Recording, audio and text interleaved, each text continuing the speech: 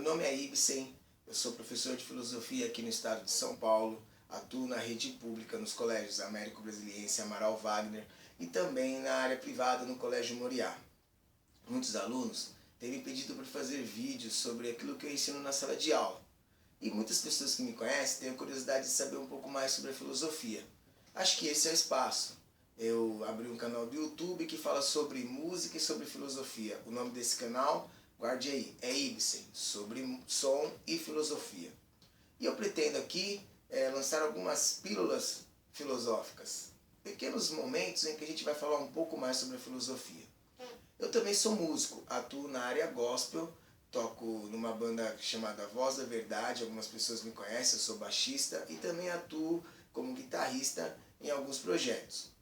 E pretendo colocar nesse meu canal vídeos sobre som, sobre músicas que eu gosto, sobre tipos de músicas que eu aprecio e sobre filosofia também.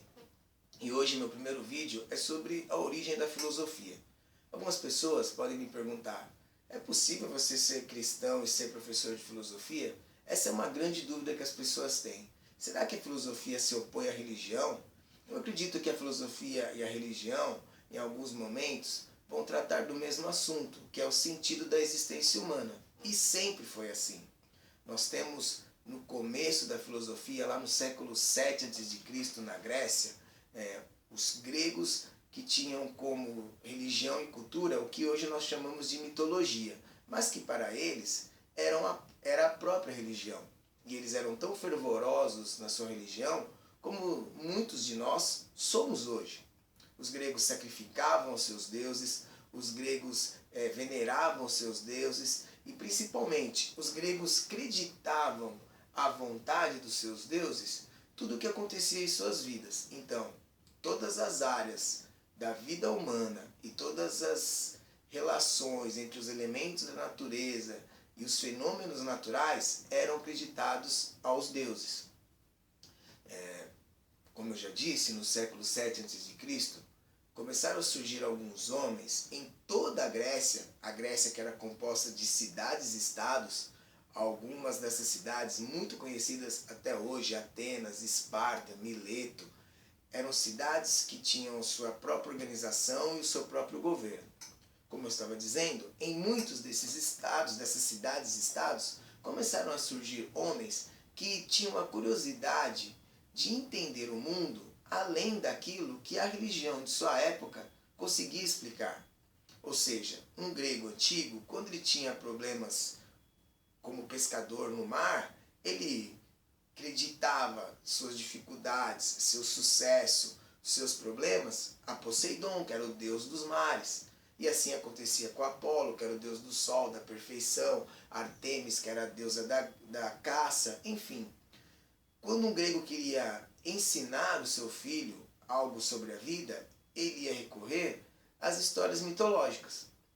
Alguns homens, como eu já disse, começaram a buscar uma outra resposta a partir da observação, tentando entender o mundo a partir da observação dos fenômenos naturais.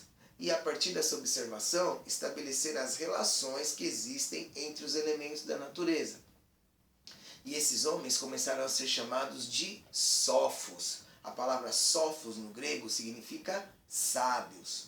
E eles se localizavam em todas as partes da Grécia. Então, esse movimento foi um movimento que aconteceu voluntariamente, um movimento que foi acontecendo sem ao menos que houvesse um intercâmbio entre essas pessoas. Esses sábios começaram a buscar, a partir da observação e do conhecimento, as respostas para o surgimento do mundo, o cosmos, como o grego dizia, ou seja, a ordem das coisas no mundo.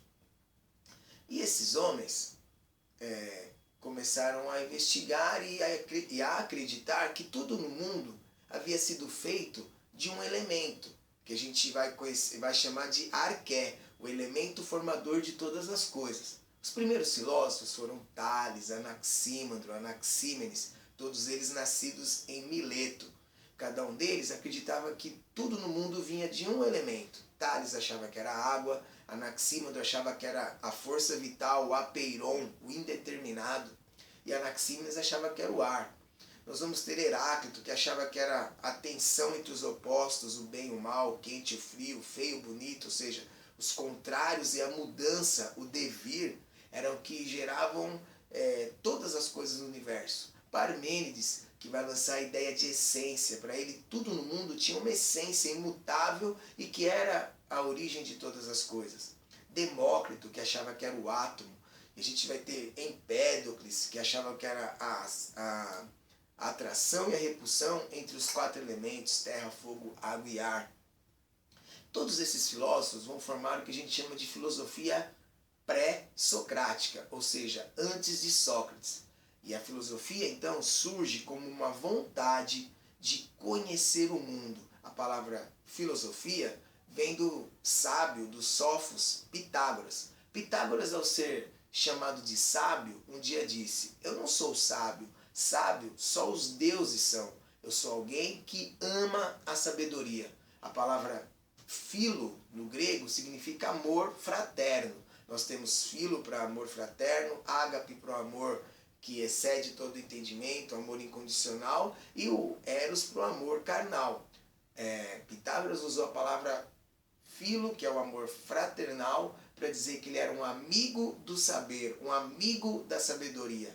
Filosofia significa, então, amor à sabedoria.